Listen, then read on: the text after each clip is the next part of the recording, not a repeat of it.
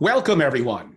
I'm Angelo Robles to Angelo Robles' Effective Family Office podcast, where I look to distill the best practices and best ideas of the world's most successful families and their family offices. I hope to provide thought-provoking opinions and feature amazing thought leaders to our listeners of the podcast with an eye towards the future of the family office. Today's podcast is titled Olympic two-time gold medalist Caryn Davies on purpose, leadership, team culture, and overcoming challenges. Really exciting to be interviewing a gold medalist, not only once, by the way, but twice. And many of you know that I'm very active, not just in health and wellness, but certainly my interest in athletics. We've had athletes on before, but in my 112 podcast over 2.5 years, never an Olympian, let alone someone who's won multiple team gold medals. So we're really, really excited about that. And absolutely, this will be applicable for people in finance and business. It doesn't mean necessarily specific to sports, but we will get into mental preparation, health and wellness, and all that.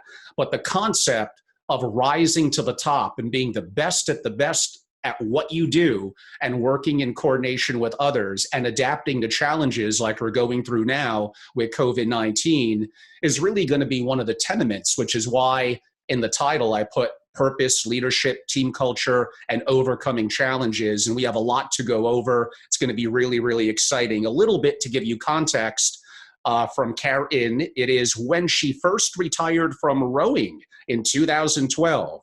She became or was the most decorated American oarsman ever. She and her teammates in the women's 8 had won 3 Olympic medals in 3 Olympic games, 2 of them gold.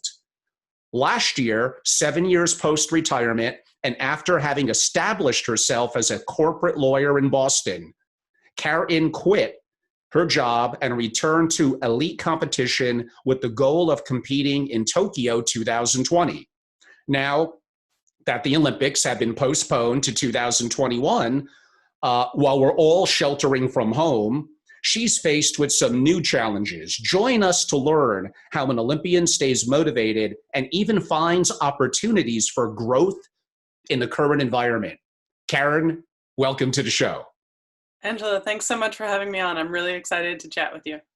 It's really excited to have you on. I'm glad we were introduced and really, really excited for pretty much all the reasons that I had a chance to note.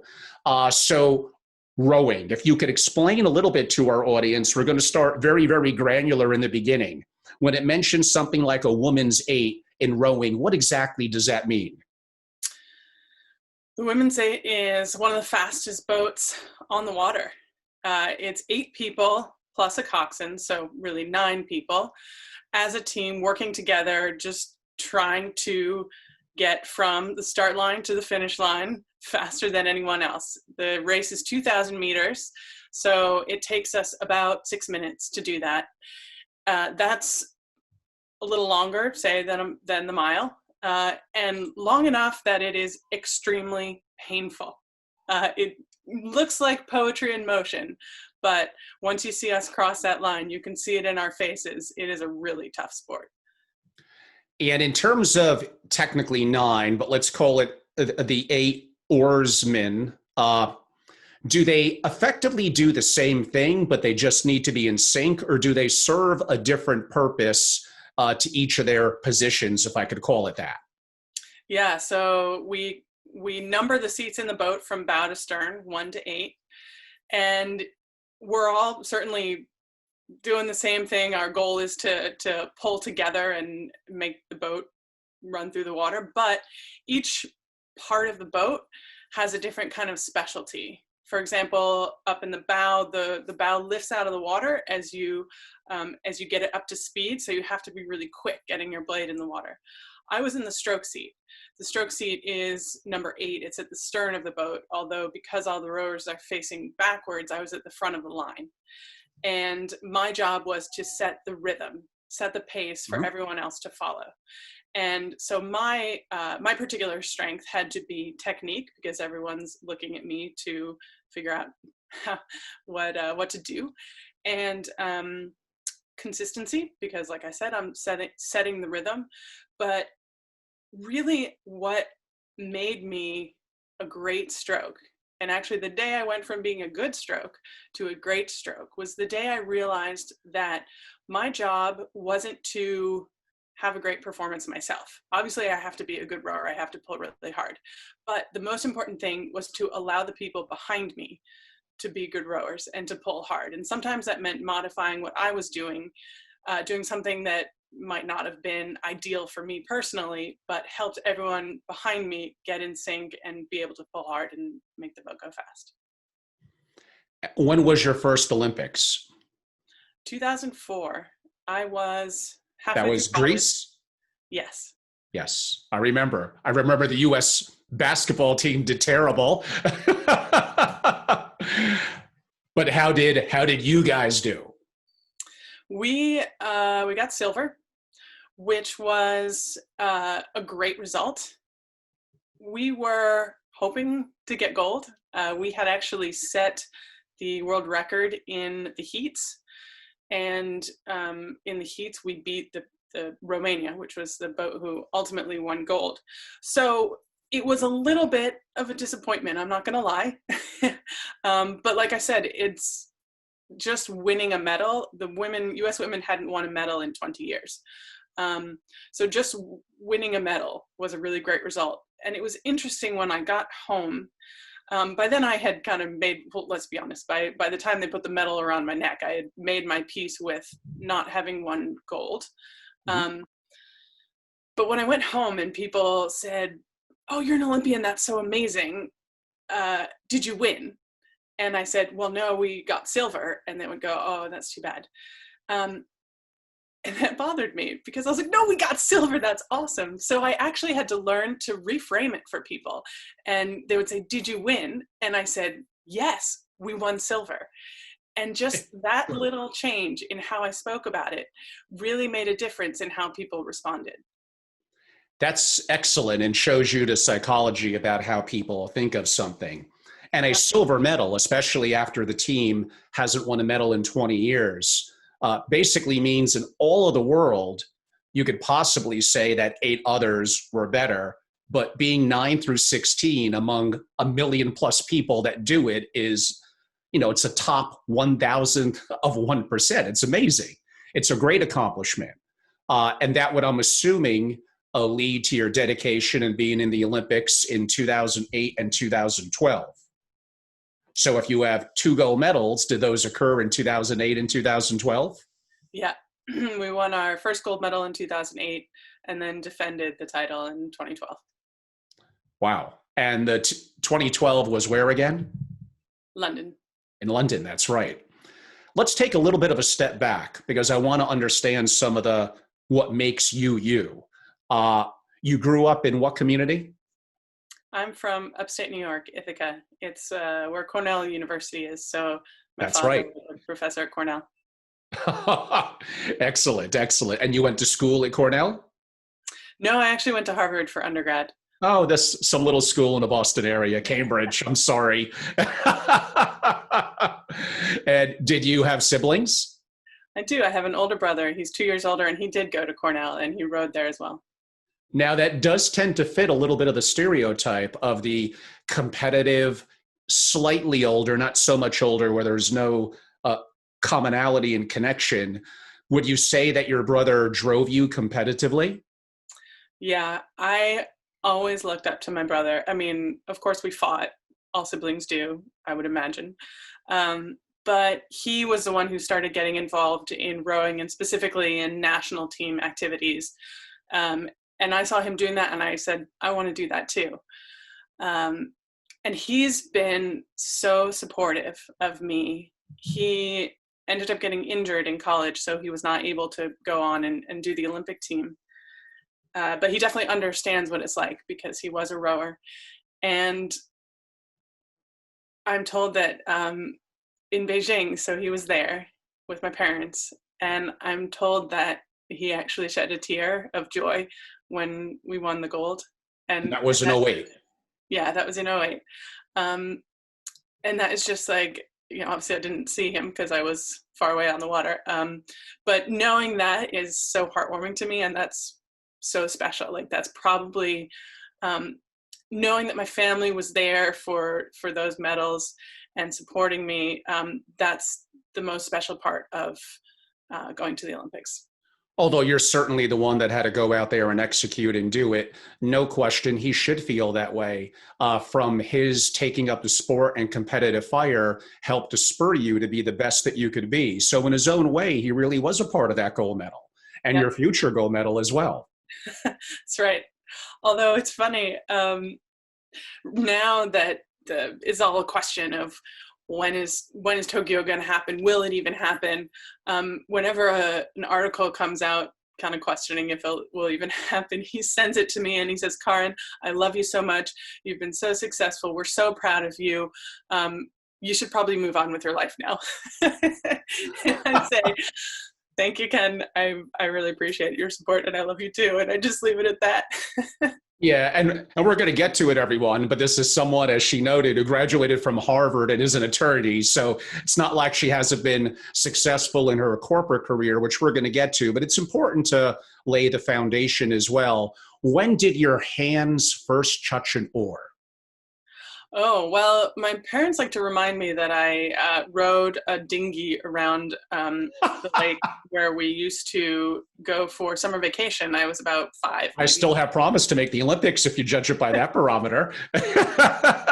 Actually, rowing is a great sport that you can do throughout your life. I will not make any prognostication on whether you can make the Olympics, but it's never too late to start rowing and have a good time and stay fit. But the first time I did run competitively was actually when my family was on sabbatical in Australia. So I learned to row in Tasmania. Wow. How old were you? I was 14 in high school, freshman in high school. So now you were with them for a year away in a different country. Mm-hmm. I mean, that's quite a sabbatical. Did they do it for professional reasons? Were they like professors in college or? Yes. Yeah. Oh, that was a lucky guess, actually. Yeah. My father's a professor at Cornell, and he was working at the University of Hobart doing some research. Well, that's a wonderful life experience for you, and wish something that I could have done with my son. My son's now 16, but and now that we're staying home and doing schooling from here, it's been a little bit of a unique dynamic in a good way, I might add, but very, very intriguing. When did you realize that this is something that you perhaps had a level of inherent skill and passion and purpose behind it? It's funny. I tagged along. I mentioned, I did everything that my brother did. I tagged along with my brother to the boathouse. It was Sandy Bay Rowing Club in Tasmania. And the coach basically they needed more young men at this club, but they had enough fast young women. And so the coach was kind of going, I don't know about your sister, but like, all right, fine. You guys come as a package. You guys can go. And I, being tall and just willing to work, I got a lot better very quickly, and made the first 8, made the sort of like varsity 8 for our school that year. And they actually awarded me at the end of the year the most promising oars person, which was quite prescient, as you imagine, because I went on and won 3 Olympic medals, although I'm not the only Olympian from that school. Around that time, there are actually 4 rowers who ended up going to the Olympics, the other ones for Australia. So yeah, I took to it very quickly. But I think what was actually the most important for me in wanting to really take the sport to the next level and wanting to basically make it my life, was I felt I had found a community. I was pretty awkward growing up in middle school, taller than everyone else in my class. I had friends, but I never found my place until I started rowing. And because I was good at it, and because rowers are tall, I felt like I fit in, and I was just like, these are my people. I have a team. I want to be around this sport. I want to be part of this sport. I want to be part of this community. And that's what really drove me and keeps me in rowing. I just really love the people. And in terms of I didn't think about that, but yes, in men's rowers, I'm thinking usually often what, 6'4", 6'6". How tall are you? I'm 6'4". Okay, you're 6'4". Yeah, so that kind of ties into, is that because of the leverage you get in the stroke?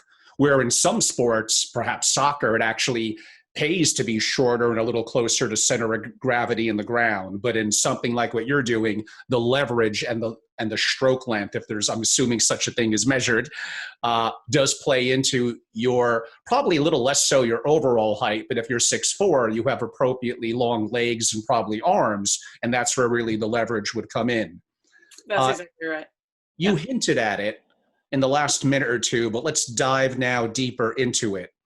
It's really important for people to discover their purpose, and their purpose will adapt per the surroundings around them and as their interests change over the years. So this was at a specific age for you where you realized you were good at it, really good at it, and it was becoming something that was going to be important to you. And of course, you're not going to look at, I'm going to be an oarsman because it's something that's going to make me millions of dollars in professional sports. It's not. So the purpose behind it needs to be something different than a monetary payoff in the future. How did you define this purpose when you were younger and have kept it really going for a long time, like 2 decades plus? Yeah. There's a part of the Olympic Charter that I love because I think it really brings this home. And it says, Olympism seeks to create a way of life based on the joy found in effort. So what I found was that even waking up at 5 a.m. and going and doing a hard workout brought me joy. And for a lot of people, waking up at 5 a.m. and going and doing a hard workout, and good for them, they do it anyway, but it might not be so joyous. It's just something you do because you want to stay fit. And the thing is, when you find something that brings you joy, even when expending effort, then you do it more often and you get better at it and you start to see results. So it becomes this positive feedback loop where you have a lot of fun, you're going fast, and that makes you have more fun because you're winning and you're bonding with teammates. So it becomes something that, yes, it's effort, but it doesn't feel that way. That's an interesting perspective of kind of defining that strength in your purpose. Some of the other things you mentioned were in a sport, it's a team sport, what you participated in. Just like basketball, which we discussed a little offline before coming on, we need to be towards the common goal. And I'm assuming that common goal is to win. And we each may have a specific, unique skill set. Not all of us are going to be superstars, but that doesn't mean actually maybe a team of too many superstars creates ego and tension. So now we're getting into the complex area. Why don't we start with the leadership aspect of it? When you started off in Tasmania and eventually in college and eventually, in the Olympics, there are probably others that were older and more experienced and helped to provide leadership to you. How did you define leadership early on, and how did you develop into a leader? I find the most effective leaders are the ones who lead by example. And that's what I strive to do. When I was in high school, this is after we got back from Australia, my parents looked to hire a coach for me, like a private coach. And the woman that they ended up hiring, she was in Ithaca, and she was actually training for the Olympics herself. And we started rowing together, and we would just row singles together. And well, first of all, she made it fun. She would say things like, one day I was getting really frustrated, and I kept hitting logs because there had been rain and there was a lot of debris in the water, and I was getting frustrated. And she turns to me and she says, looks like you're really logging on the miles today. And just by keeping it light and keeping the joy in, like that was such a good example for me of great leadership in making sure that the people you're leading keep that passion. The other thing that she modeled very well for me was self-compassion. She obviously believed in working hard, but she knew that in order to get the best out of yourself, you have to have some self-compassion, because you're not going to have your best performance every day. And I can talk a little bit more about that later. But yeah, she was kind of she led by example, and was more of a quiet leader, not a rah type leader. And so I've tried to take that in and use that. I think one of the most interesting examples of my leadership actually came when I went and rowed at Oxford. And I actually did 2 different stints at Oxford, but the first time I was there, I was doing study abroad and I wasn't eligible for basically the varsity team.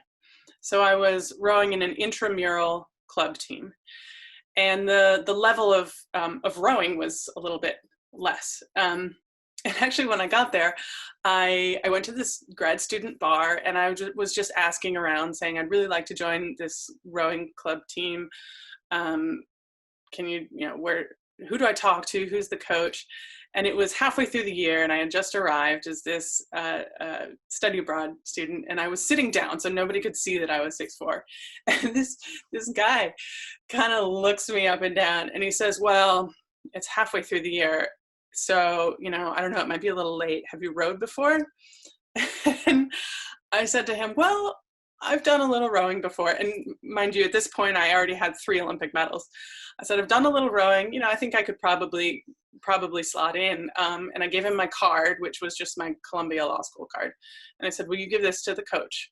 I got an email from the coach that evening basically saying I fell out of my chair when this guy gave me your card. You have to come down immediately and meet me. So yeah, I was just kind of trying to fly a little bit under the radar, not toot my own horn about, I'm a 3-time Olympian and all you people are just club rowers. The coach said, well, I think that you would do best here on the men's team because men are generally stronger and faster than women. And I was really nervous about that because I thought, how are these men going to accept me into their program? It's halfway through the year. If I make the boat, I'll be kicking someone else out of the boat. Sure. I was worried that they would resent me. So I just showed up and I pulled really hard. I just worked really hard and I didn't say very much for probably the first 3 weeks. And, of course they knew who I was. They knew I was an Olympian, but I was just trying to lead by example. And pretty soon, whenever the coach said, how did that feel? Like middle practice or something. Oh, you did a piece. How did that feel? Everyone would have an opinion, and it would get to me and I would say, well, I think we just need to pull harder. Rowing's a simple sport. Let's just, follow me. Let's pull harder. They really respected that because I was just putting it on the line. And the coach said, I have never seen a woman accelerate as much as you do, basically pull as hard as you do. And I was killing myself. Like every practice, 100%, it was not sustainable, but I earned their respect. And after that, when the coach said, what do you think? They would all just look at me and say, Caryn, what do you think? And so I became the leader of this team and we ended up winning the Oxford intramural. They call it summer eights, but it's a big competition. Wow. Yeah, that's incredible. And that's a great kind of end round into leadership and how you define it from the example that you set more so than the fiery words that you may say. Something popped in my head going back to when your parents hired someone who was training for the Olympics. So obviously they're already top 1%. Was that when you realized that like, hey, I'm kind of keeping up with her? Like maybe I'm actually pretty good myself. Was that actually a point when you realized that, I might have a future here. Actually, yeah, that's exactly how it happened. I knew it. She was training for the lightweight team. So there's lightweight is a weight restricted category. So, and I'm a heavyweight. So already, there was, I would have had to be faster than her if I were to make the heavyweight team. And we were about the same speed. And actually, probably a month after my parents hired her, she said, "I'm sorry, I can't accept your money anymore because your daughter can beat me." Yeah, she's teaching me now. Yeah. So after that, we actually were just training partners. We were just friends, and we still are friends, 20 Oh, that's great. years later. And that's big of her to say that and says something about her character. That's fantastic. And yes, someone that absolutely would probably make a great lifelong friend. Going to bounce around a little bit, but relating to what we're just talking about in terms of the best athletes, from a Michael Jordan, which we spoke about offline, and we'll get to some of that shortly, to a Tiger Woods, they all have coaches. And the irony is they're better at what they do than their coach, right? But there's something about a second set of eyes, someone who could speak openly to you and tell you things you may not want to hear. So I find, and this applies to the world of finance and business, we sometimes reach a level of success where we think, hey, we're actually pretty good. I'm pretty good leading this family office. I'm pretty good at that. And that potentially could be a downfall because you then don't have a beginner's mindset. And the value of having a mentor, having a coach, and having someone who could be very direct with you, even if it's something you don't want to hear, how valuable is that to athletics, and how does that relate, do you think, to the world of business, which you're also active in? Yeah. I think having a coach is, the best money that you can spend is to hire a coach. A lot of us, let's be honest, a lot of us are not that self-aware. And so we don't necessarily know where our weaknesses are. And there are ways to get feedback about that without hiring a coach. Just this week, actually, I've been reaching out to all my teammates and asking for feedback. And some of it's hard to hear. I was in tears last night with something that my teammate said, but I thanked her because I was like, I needed to hear that. But the great thing about a coach is that's their role, is to give you feedback. So you become, I'm not sure if comfortable is the right word, because we never want to be comfortable, right? We always want to be striving to be better. But it's almost easier to accept feedback from a coach because that's what you've asked them to do. And I noticed when I was working as a lawyer that I really struggled with receiving feedback because there was nobody who was designated to be my coach. And so you might receive feedback from a boss, but it's kind of sporadic, and you don't necessarily know when it's coming, and that's not necessarily that person's role all the time. Whereas from a coach, actually the national team coach, he tells people that I'm one of the most coachable athletes that he's coached, because he tells me something and I change immediately. Because first of all, I think that I just have a good body awareness. Like, that's why I'm good at the sport. But I also know that it's not, he's telling me for my sake. Like, I might as well do it, even if it feels weird, even if I don't like it. Like, at least try it. So being able to have someone that is like, they're there for you, is so invaluable. And I think everyone should hire a coach. Even if it's, I think sometimes when you reach a pinnacle or a level of competence where you're thinking, I'm pretty good at this, I should be coaching others. Sometimes you can even have a coach that may know nothing about what you do, but can just coach you by asking good questions and coming at things from a different perspective. That's 100% true. And one of the things that we recommend to family offices is to potentially even have people that are right-brained thinkers, creatives. They may not even know that much about the family office world. And I'm not saying they're going to help you per se in a specific task you have, but they are going to help how you think through it and the questions you ask, because they're looking at it with a different set of eyes. We all have blind spots, no matter how talented. Again, Michael Jordan had a coach, and I'm assuming, no offense to anyone who's listening in, you're probably not quite what Michael Jordan was in basketball in your career, and that's no offense, because he's likely the best ever. You're probably top 1%, I'll admit that, but there's a big difference between that potentially and the best ever. So that's an interesting mindset to still believe in the value of others helping you.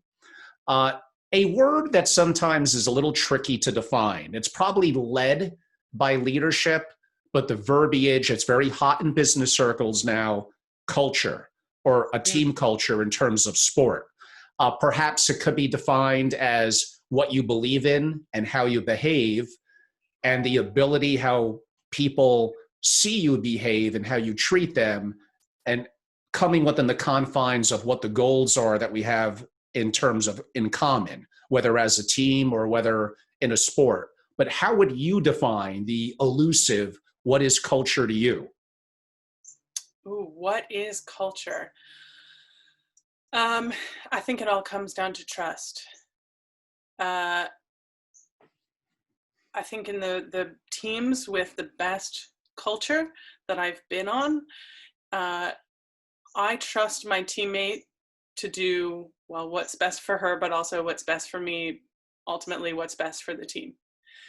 And when there's a breakdown of trust, that's when the culture starts to also break down. And I'm actually having an interesting kind of conundrum right now, because the culture of the Olympic team right now, this past year, has been different than the culture that I've experienced on previous Olympic teams. And in some ways it's better, and in some ways it's worse. One of the things that is great about the culture right now is people seem to be comfortable giving and receiving feedback. There's a lot of there's a lot of feedback happening. Hey, I noticed you did this in the boat. Why don't you try that? And that's great. Like I was saying, that's one of the most valuable. Feedback is one of the most valuable things you can have. On the flip side, I've noticed that there's also a lot of athletes concerning themselves with what other people are doing in a negative way. Like, oh, why is she doing that? Oh, that's not fair. And that is tough for me, because I prefer to be able to just trust, like, whatever you're doing, even if it's not necessarily what I would do, I trust you that you are doing what is best for you and what is best for the team, because ultimately, it's all together at the end. And I think there's a little bit of a breakdown in that trust on the current team. And I mentioned just a little bit ago that I've been having individual conversations and asking for feedback. And one of the things I've been asking for feedback on is how can I help create a better team culture where we all trust each other a little more to do what's best for the team? Do you think some of that is, with all due respect, your experiences, a nice way of saying you're probably a little bit older, is that the way that millennials, if your teammates are younger, they just come from a different generation? Do they adapt to you? Because you could say, like, hello, I'm a gold medalist, more than one. You haven't accomplished anything. And maybe you're even more talented than me. But wouldn't you want to listen to what I have to say? Sometimes this younger generation's not so great at that. I don't know. Sometimes I think it's just me being old and crotchety. I know a little bit about that too. There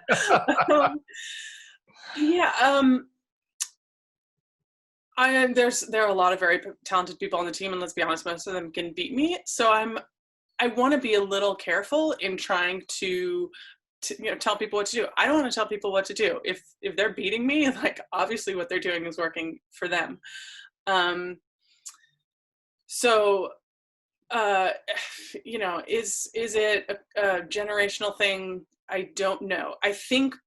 Honestly, I think and this is maybe very specific to this team, I think, so in 2008, which I think was maybe the best culture that I've experienced on that Olympic team, there was this attitude of, like, let's do something that nobody has done before, at least not in the last 20 or 30 years in this country.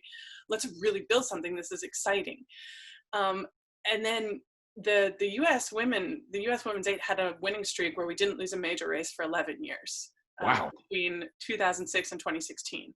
So as new young women joined the team, I think they felt a lot of pressure. They felt like they had very big shoes to fill. And so when you get in that pressure cooker, it's a little more difficult to just be like, hey, like, let's do this thing. Let's do this together. And it kind of becomes more like, I'm just trying to make this team because this team is really fast.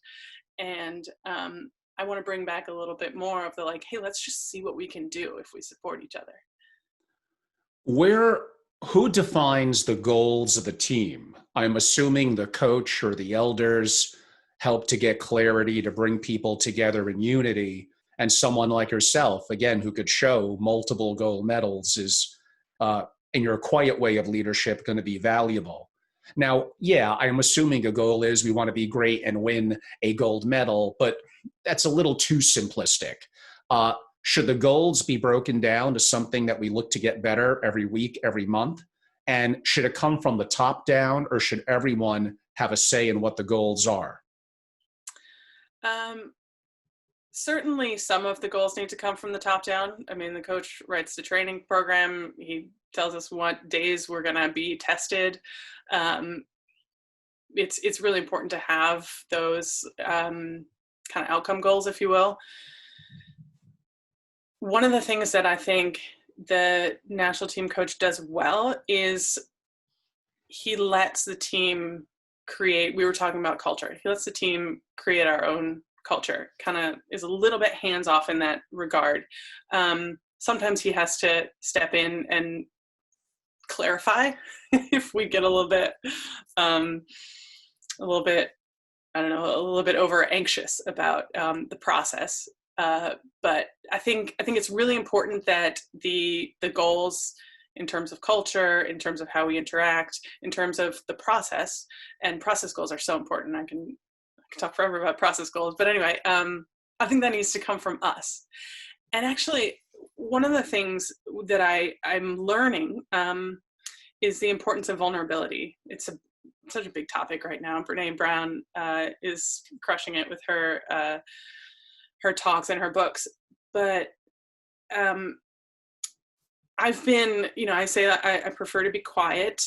I'm discovering that I might have actually been too quiet in this past year because I kind of didn't realize, I sort of felt like, gosh, these women are beating me. Like, I can't really tell them what to do until I've got fit again.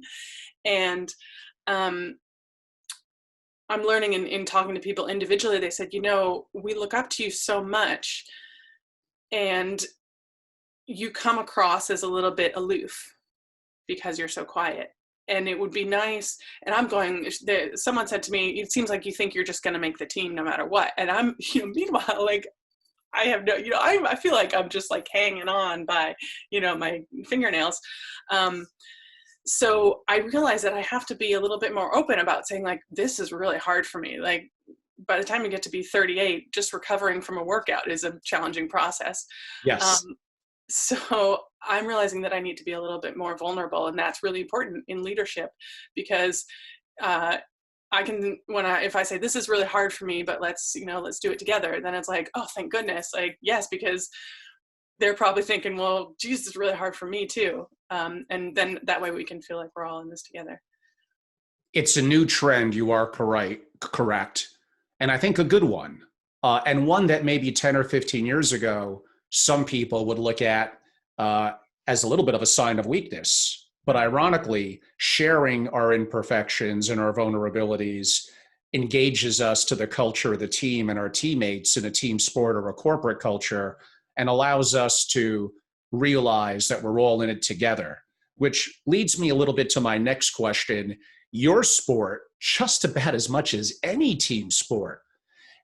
In baseball, it's a team sport, but it's very individualistic within the team. Basketball, better, but still, one player, Michael Jordan, may be so significantly better than the fifth best player on his team on the court at that time. But in your sport, there needs to be real synchronization. We need to really work together. And if one of us maybe is so much more talented than everyone and faster, it's going to mess up the rhythm. So they might even, in some strange way, need to pull back a little bit and know how to, if one of us messes up, probably even a little bit, we have no chance of winning a gold medal. So how do you sacrifice some of yourself for the betterment of the team?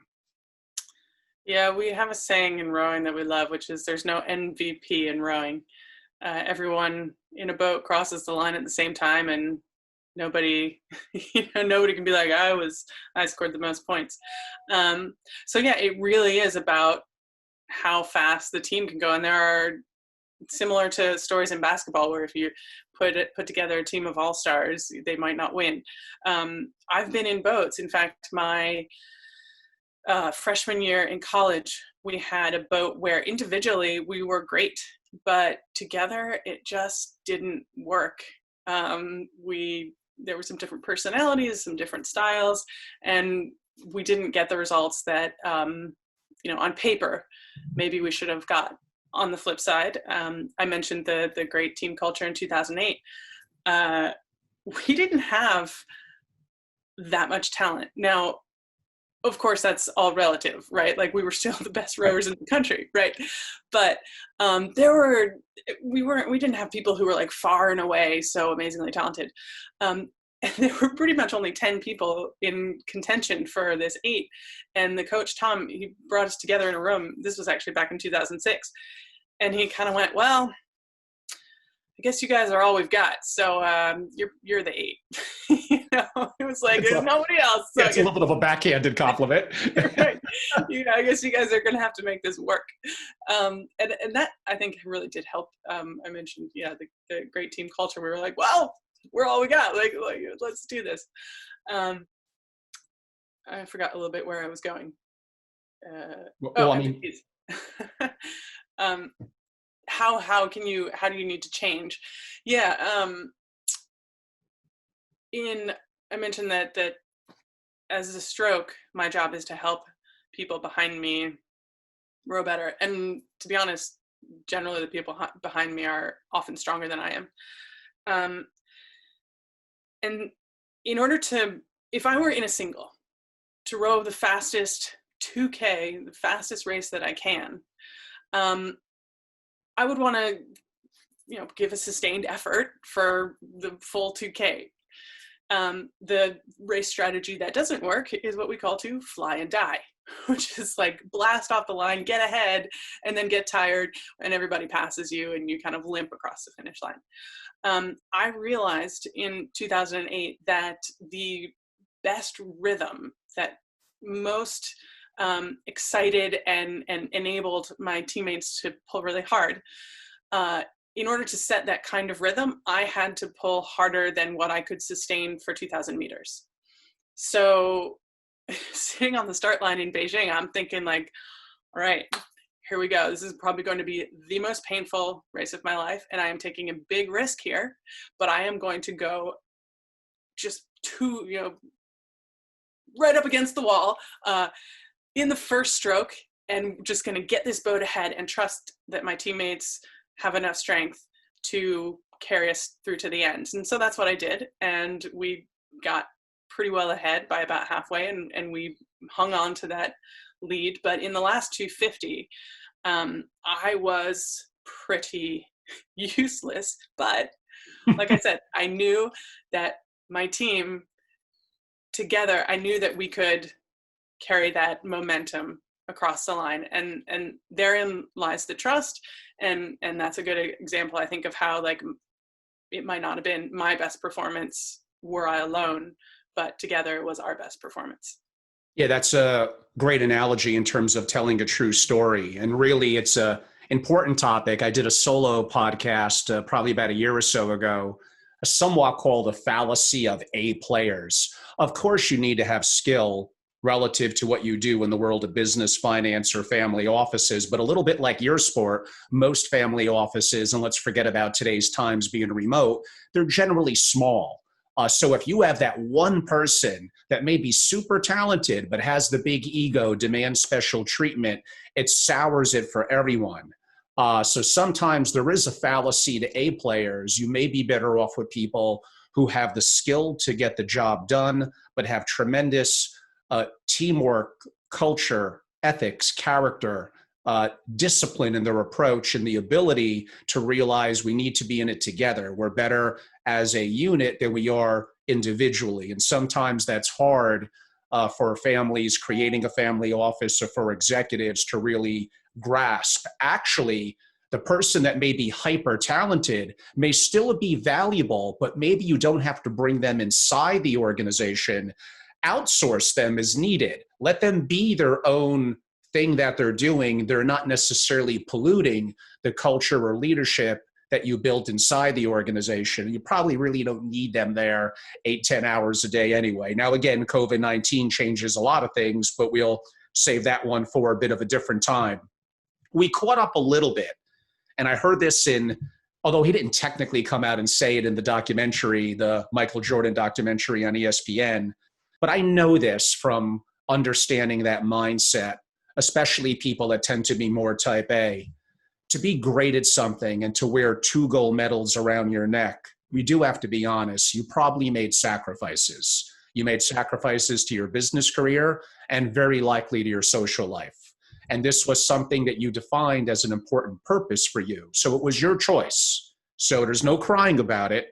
And again, you have 2 gold medals around your neck, which there's maybe 50 or 100 people on earth, whatever, that could say that. It's not a big number, by the way.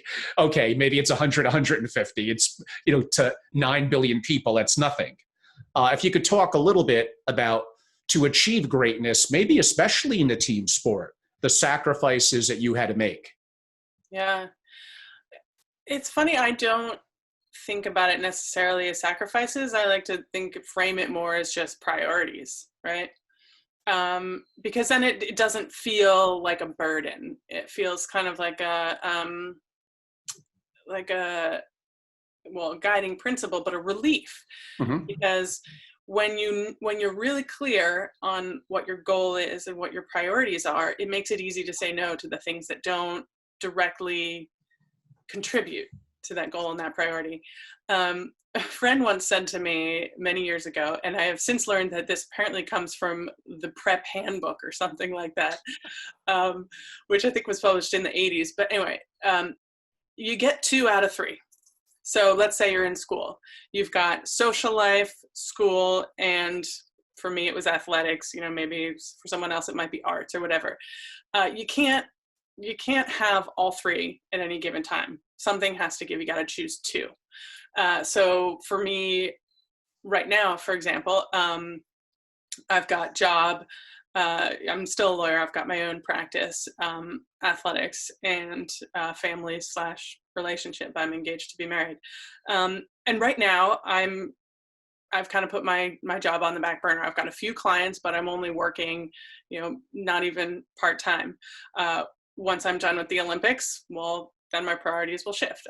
It'll be job and family, and staying fit will just be kind of on the back burner. I'll be on the don't get fat training plan, which is a very important training welcome plan. To the rest of us. So yeah, you got, first of all, you got to understand that something has to give. And if you want to call that a sacrifice, then yes, certain things will be on the back burner at any given time. But I think the focus needs to be on what needs to be on the front burner. What do I need to prioritize in order to accomplish my goals? Back to a sport that I have a little bit of knowledge about, the Michael Jordan documentary in basketball. There was something that someone said about him that was really profound to me. And it's also something I talk about from the perspective of not just health and wellness, but in the perspective of being successful in business or in the family office community. And we're making the assumption to even be potentially considered for the Olympics or considered by a family to be part of their family office, that you're skilled, you're among the top 1 to 5%, whatever, talented in what you do. But the real difference, there were other players, especially later in his career, physically more talented than Jordan, but it was the mental strength. It was the ability this person described to stay in the moment, to don't look at past failures or success, or the future, which you have no control over. The old adage ERO, event plus response equals outcome. You only have control over your feelings and your response in a given situation. How do you stay in the moment? Yeah, I think that's kind of what you're talking about is what a lot of people call flow, being in the moment. Sure. Yeah, able to perform. I'll be really impressed if you could pronounce the European professor who wrote the book Flow. It's a very, very long name if you read it. The guy, I haven't read the book, but isn't the guy who came up with the term flow, isn't it Nihai? Yeah, that's him. Yeah, Yes. that's very, very impressive. Great book, by the way, everyone. Everyone must read it. Yeah, and it jibes with all the principles of meditation and staying in the moment. So yeah, so I think for a lot of us, a coach once described, we have a concept in rowing called swing. If you've read Boys in the Boat, he talks about swing. But it's basically when you get that state of flow and everything's happening as it should, and you don't have to think too hard, and the boat is just flying across the water. That's called swing, when you're in the state of flow. The University of Washington, back to Boys in the Boat, but more contemporary, University of Washington coach has this saying where flow is like a butterfly. And the novices, well, the butterfly flits around. Sometimes it lands on the boat and the boat has flow, but they don't really have control over it. The JV, they can say, please come here, butterfly, and sit on the stern of the boat. And so they can kind of invite the flow. And the varsity just says, butterfly here now. and they get that flow immediately. But yeah, you have to work on it. It's a skill to get yourself into that state of flow, staying in the moment. And of course, there are tricks that you can use. One of the tricks is focusing on breathing. When our coach gives a pre-race speech at the Olympics, he says, all right, one stroke at a time, breathe. And that's basically telling us, like, stay in the moment, get in the flow, don't think about the finish line, think about each stroke as it's happening. Sometimes I just repeat a phrase to myself. It could be as simple as catch, finish, or just send, or whatever. These are rowing terms. Although I think actually literally the best performance I've ever had, at least on a rowing machine, where it's very clear on a rowing machine how you're performing because you've got the numbers right in front of you. Here's how hard you're pulling. I repeated to myself for about half an hour with every stroke, don't think, just do. Because in order to get into that flow and be in that meditative state, you have to let go of the judgment and the thinking and almost like just let things happen. And it totally works. Don't think, just do, over and over again. That's a great way to look at potentially flow and how to get into it. If you're thinking about it, then you're probably not in it. It's very accurate. Let's talk a little bit about, you made sacrifices after your last Olympic gold medal. You dedicated yourself to being an attorney. And then you made a decision, obviously not in 2016, but in the 2020 Olympics, I want back in. So you put your career to some degree, again, you have some clients, but for the most part, mostly on hold. And you start to mentally and physically prepare. And then COVID-19 hits. Yeah. Talk a little bit about the power of an athlete in terms of staying positive during something. I mentioned ERO before, event plus response equals outcome. You have no control over COVID-19 or the decision. You're actually, I'm going to say, lucky they didn't completely cancel it and just wait for 4 years. I think this is actually about as good of a compromise as you could possibly have. But how do you stay positive when something hits you this hard?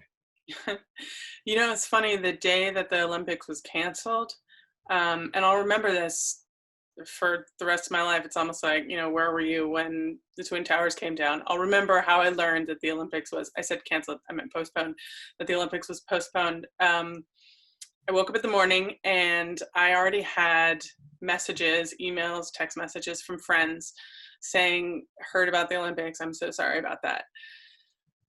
So that's how I knew. And my first response was actually joy. um, and I even did like a little, dance on the way to the kitchen for breakfast. I felt great. But I actually was just thinking about the fact that I had this hard workout tomorrow that I was dreading, that I now no longer had to do because, kind of all bets are off, reset. So I think sometimes when you're met with news just as unfathomable as the entire Olympics being postponed for a year for the first time in history, it's hard to process the actual ramifications. But then, the day wore on and I started to think a little bit more about it. I mentioned that I'm engaged to be married. I'd been planning a wedding for the fall and was going to start a family. So like definitely changes my life plan. And I started to feel pretty bummed about it.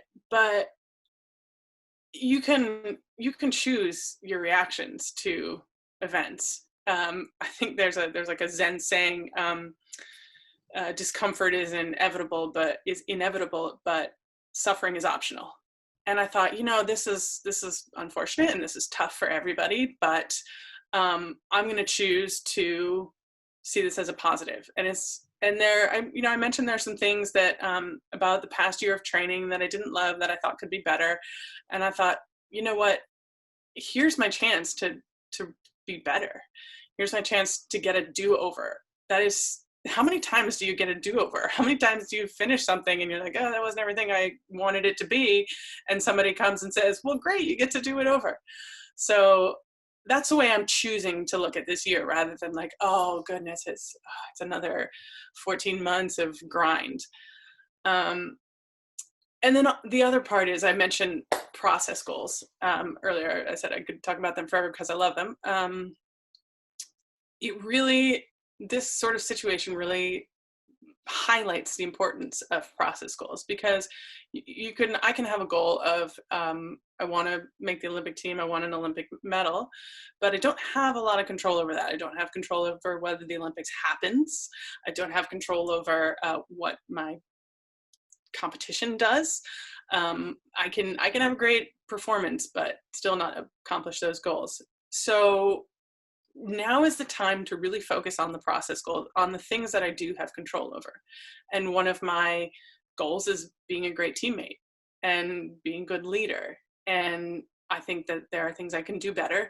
And that's why I've been asking for feedback from my teammates on how to do that. So that's the goal that I'm currently working on, and just taking things one day at a time and saying, okay, today, what can I do to be a better teammate and to be a better leader? And hopefully that will, not just hopefully, like I'm quite sure, that will help accomplish those ultimate goals of making the Olympic team and winning a medal. Yeah, those are things you have actual control over. Sometimes what people would define as a process to an outcome, if you focus only on the outcome, it could be very frustrating. You have to focus on your process to get to the outcome. And there's some things you're going to have no control over, especially in the team sport. It's related to all of that and sacrifice or discipline that I mentioned earlier, the importance of resilience, of being gritty, of persevering when things aren't going your way. My experience with athletes that I've interviewed or even had speak at Family Office Association, Lance Armstrong, Andre Agassi, Tiki Barber, Ronnie Lott, they seem to have an extreme grittiness, a toughness, a resilience. Almost all of them would have said, there was always someone more talented than me, but I reached a level of success through some of the mindset things or staying in the moment that I mentioned earlier, but I simply developed a toughness or resilience, a grittiness. And how important is that to you and in your sport?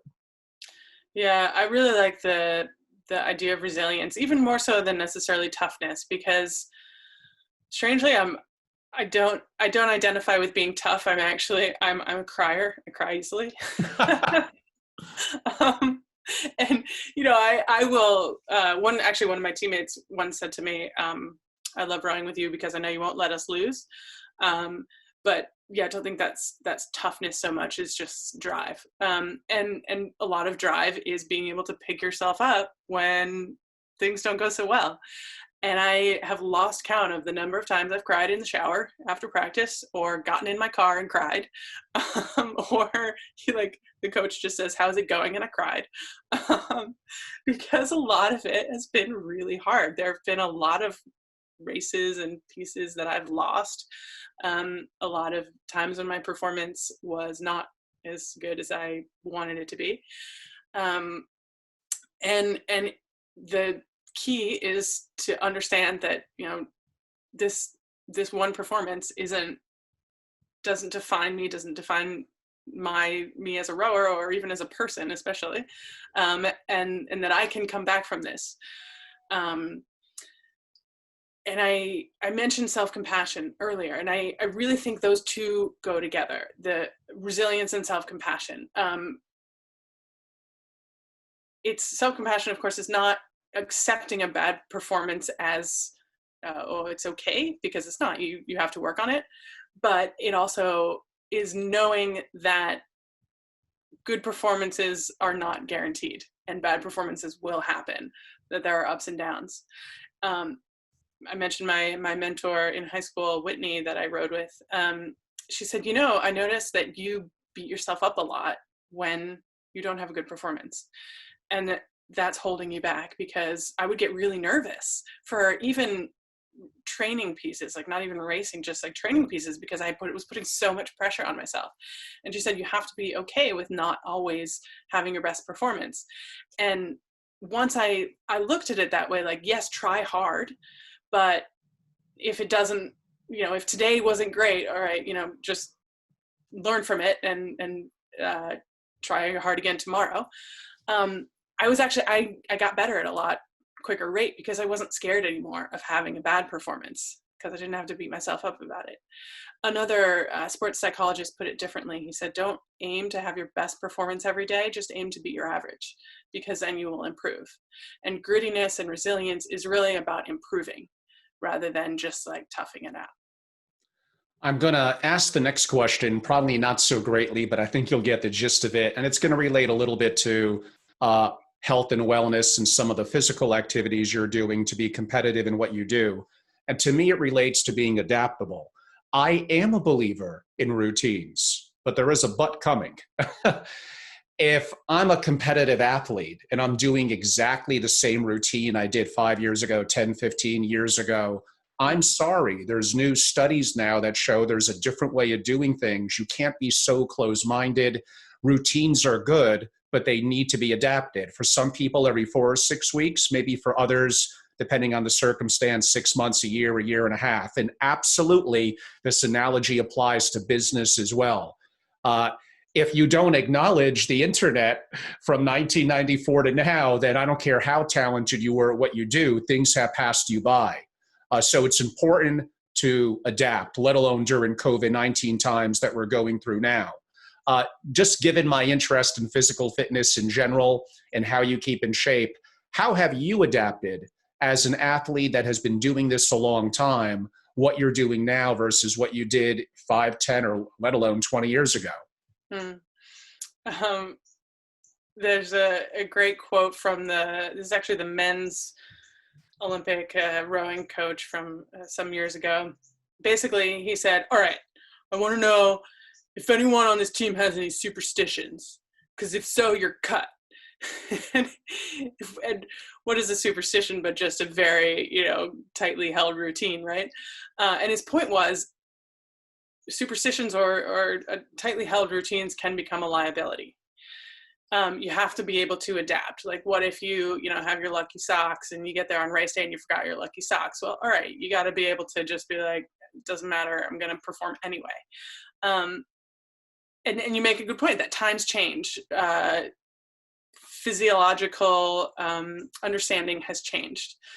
And so when new information comes, you have to be able to adapt your routine. I think for me, the biggest adaptation I've made, certainly from when I won a bunch of medals in past to now, which is, of course, I took a hiatus of 7 years, so I'm significantly older, is I have to be much more cognizant of getting enough rest, and especially getting enough sleep. And actually, there's a For great sure. book that I read recently called Why We Sleep by Matthew Yep. Walker. I very Great much book. recommend. Yeah. Yeah. He was actually one of my professors in college at Harvard. But Oh, anyway, um, I'd love to have him on the podcast. well, yeah, I mean, I haven't spoken to him in a long time, but He's I'll reach home out now. and see if, I would definitely watch that podcast. But anyway, yeah, so I've been much more cognizant of getting enough sleep. Sometimes, so yeah, just knowing when I need rest and when I feel like might get injured if I go hard on any given workout. That's I'm back to self-compassion. I have to be a little bit more understanding of my body and my physical wealth, and understand that sometimes not beating someone, understanding that like today is not the day to try to beat someone. Maybe it might be tomorrow.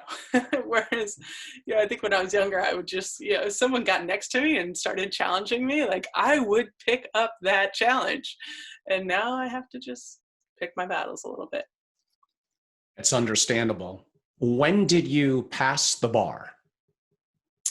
Oh, I have taken the New York bar. That was in 2013, and the Massachusetts bar, that was in 2016, and I passed both times. I would expect nothing less from your Harvard and Columbia education and your dedication to being successful, being an Olympian. How do you feel with your purpose and passion behind being an attorney relative to your experiences in athletics? It's a different kind of passion. It's one that could last for decades, that supports you financially. So I get it. There's differences. But do you get up with a same sense of a beginner's mindset of getting better? Are there some similarities that you tie together? Actually, back to the importance of routine. I find it more difficult to get into that state of flow as a lawyer than as an athlete. And I think it's because, it's like, well, when there's practice, like you get up in the morning and you drink your coffee, you eat your, breakfast, and you go to practice, and like that is your time to work on something. Whereas it can be a little more difficult if you're sitting at your desk and emails are coming in, I'm trying to work on a contract. And one of the things I love about being an attorney is like when I get really into a document, hours can go by and I'm making tweaks here and fixing it there, and it all fits together like a puzzle piece, and I get really into it, and I do feel that state of flow. But it's not as defined, like here is practice time when I will work on this document and get in that state of flow, because you also have to be responsive to your clients. So that's what I've struggled with professionally is it's not as clear. Like here's where you really work on your skills. You have to be a little bit more agile and responsive.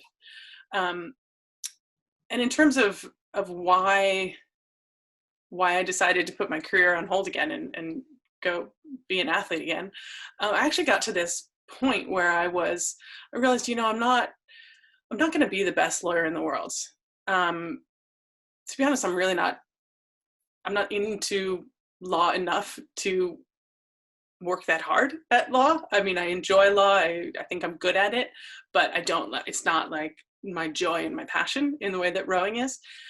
And I was thinking, how can I best contribute to my community, to the world? And I realized that if I can still be the best in the world at rowing, that is like, if you could be the best in the world at something, you should do it. That is my best contribution. And I still have something to give to a team. I still have something to share with the world as an athlete. So I decided that's what I should do right now. But I will be, I do have to retire again at some point. So I'm really hoping that I can find a little bit of joy in being the best I can be as a lawyer, and be able to balance that with the demands of being in a client service business. I'm sure you will. What type of law do you practice? I'm a corporate transactional lawyer. So at Goodwin, which is the big firm I worked at in Boston, Sure. I did a lot of private equity financings, mergers, did some debt financings. Now that I do my own practice, I focus more on small companies. So I help people incorporate, might help them negotiate venture financing, help them with customer contracts, just kind of general business issues. Well, those are incredibly important, including for family offices. That is everyone. We've been very fortunate. Caryn Davies, U.S. two-time gold medalist, 3 medals overall, really incredible. For those that would like to learn more about what you're doing from a legal perspective, I know you're going to be limited in terms of capability of new clientele. And those that may want to learn and follow more of your career and social media, how could they learn more and follow up? Yeah, I have 2 websites, one for my athlete and speaker business and one for my lawyer business. The first is CarynDavies.com, spelled CarynDavies. And the second is CarynDaviesLaw.com. And also I am on all the social medias. My handle is Caryn P. Davies. Excellent. And the capability of with companies, organizations, families, family offices, and you said speaking, coming in and talking about a lot of the things we spoke about today, but probably narrowing down not to 10 or 20 topics, but to 2 or 3 and doing a deeper dive, whether it's team culture, a leadership, overcoming adversity, getting into flow from an athletic and into a business perspective. You would be wonderful. I look forward to making sure to follow your career, including in business, and look hopefully forward that you're going to have a wonderful Olympics coming up next year. Thanks, Angela. I really appreciate speaking with you, and I've had a great time. You're very kind. I do have to do a close now. That takes about 2 minutes, so pardon if it's a little long.